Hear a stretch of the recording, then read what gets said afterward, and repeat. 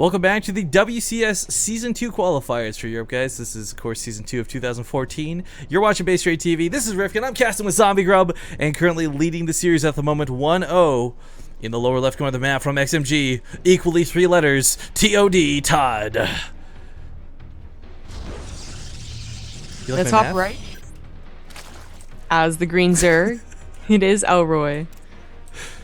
From the clan Nuit Blanche. And I'm probably saying that wrong, I'm trying my best, but anyways, Elroye, I gotta say, like, you can argue that was the biggest throw of all time, and you could also argue that Todd had the best decisive, like, blink forward. The choice to tactically go all in there for a moment was also really intelligent as well. However you want to look at that, positive or negative, the reality is Elroye tangled with Todd for, like, what, 25 minutes? Something that lesser player really could not pull off, so that was a pretty good game.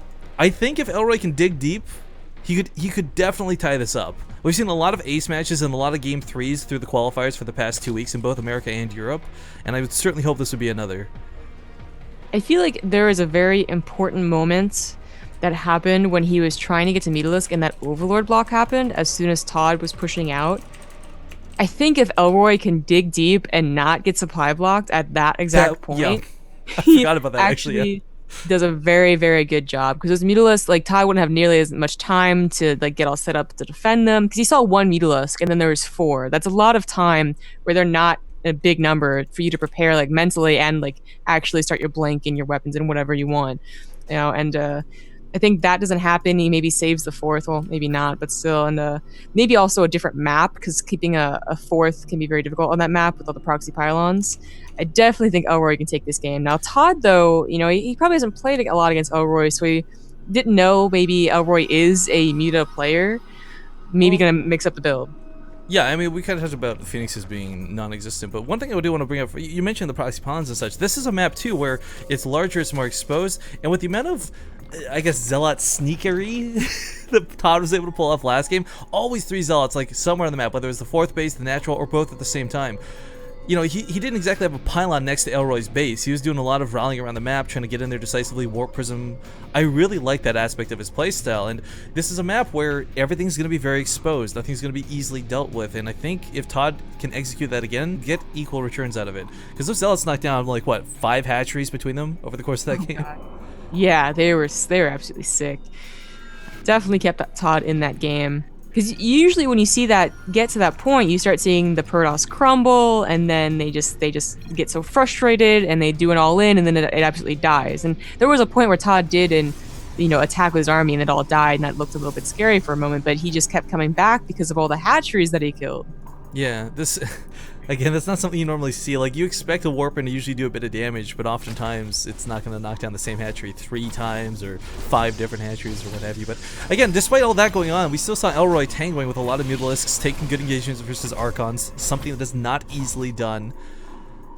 But, you know, at the same time, we talk about all these things that Elroye has the potential of. For Todd, it's kind of this nice relaxing situation at the same time, where he's up 1, he's really close to the end of the qualifier.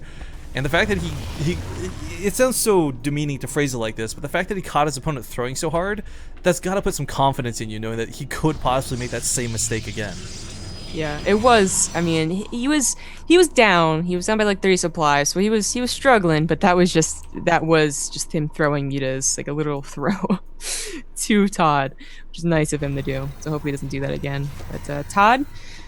He also has the better mindset, probably. We don't know a lot about Elroye again, but Todd's been a lot of qualifiers, starting in Warcraft 3. He's been around. Yeah, he's been around the block too. But the Lynx coming out here, this Mothership Core is actually gonna take out that Queen, oddly enough. Zealot gonna get some swipes in there too, and Elroye gonna take the biggest first blood. First blood. Oh, I guess Todd takes it, but away from Elroye. Yeah. Spills the blood everywhere. The Zealot hold position in that gas was actually pretty cool, but Elroye's going across the map saying, you know what, if your Mothership Core's here and your Zealot's over here, you've got nothing at home.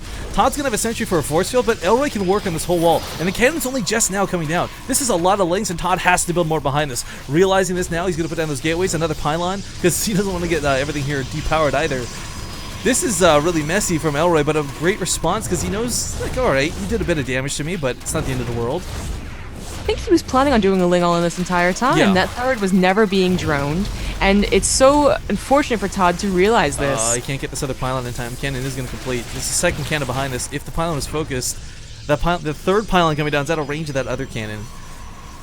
But, alright, disengage us from this for the time being. He's got a lot of lings left over, but now he's starting to drone up pretty hard. I think, because we saw ToD take a fairly, I wouldn't say super fast third, but one that was somewhat unpunished thanks to his sentry abundance.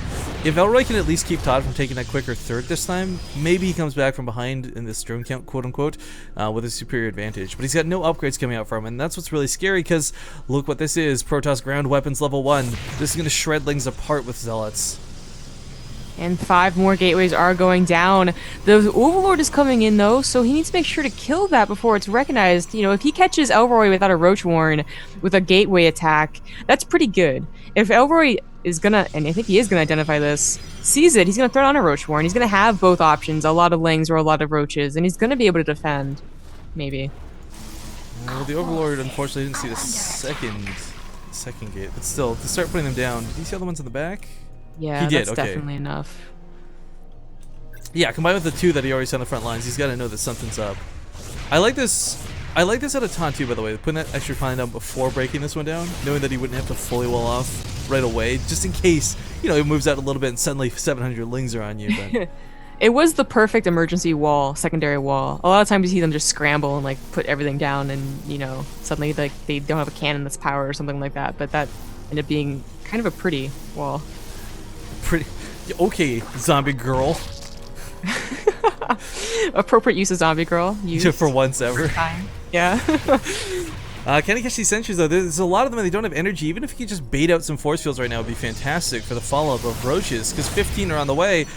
And if there's no force fields left for the roaches, these sentries will fall in the follow-up attack. But Elroye not going to try and bait that out. Instead, just heads back for the time being. Yeah, very important. ToD immediately threw down that robo once he knew that Overlord was gonna scout.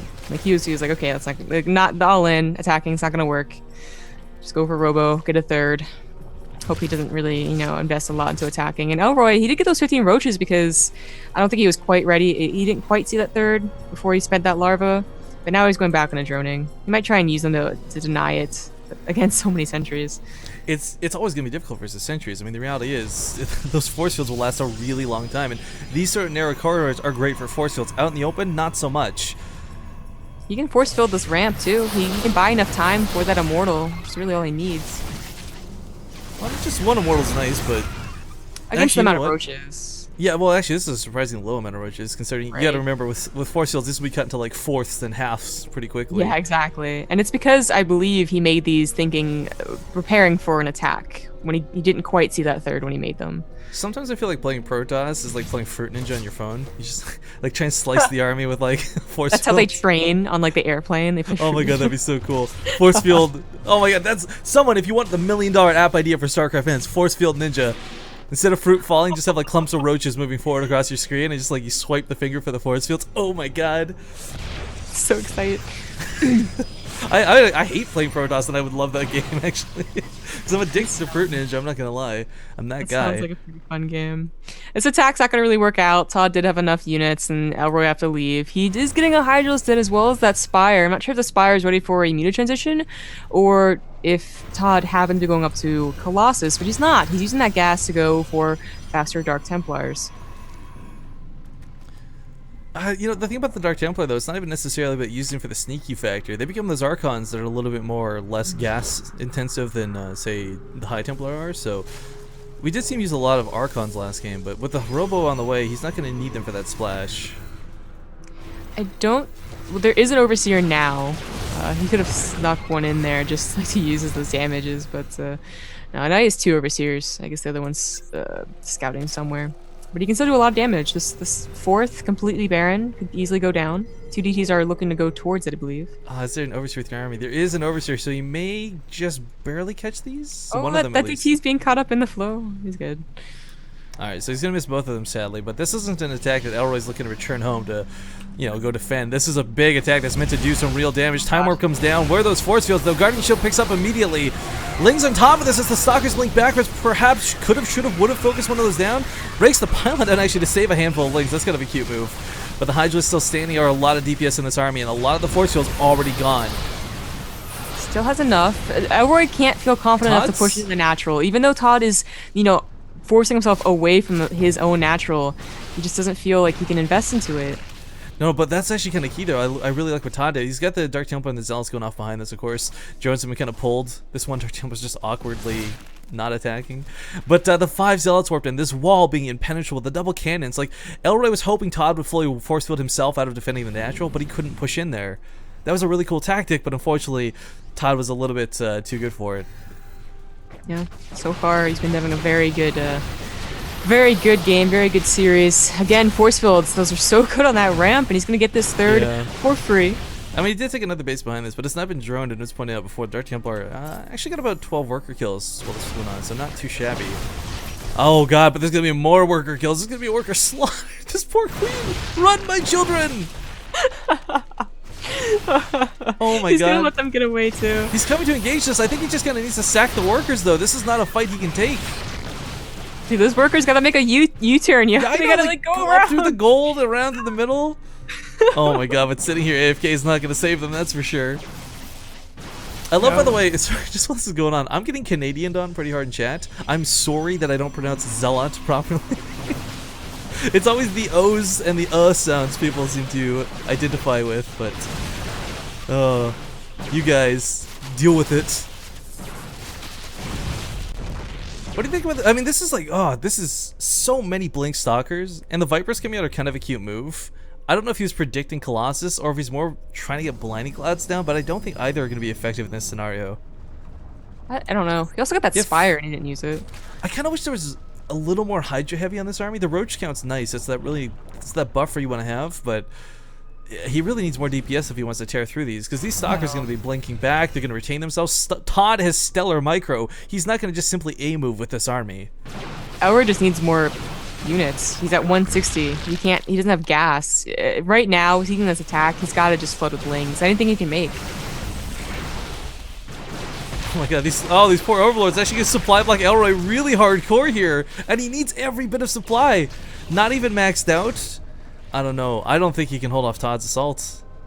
I don't think so either. I think ToD is just not going up there because he thinks Elroye probably is maxed out. We know that he isn't.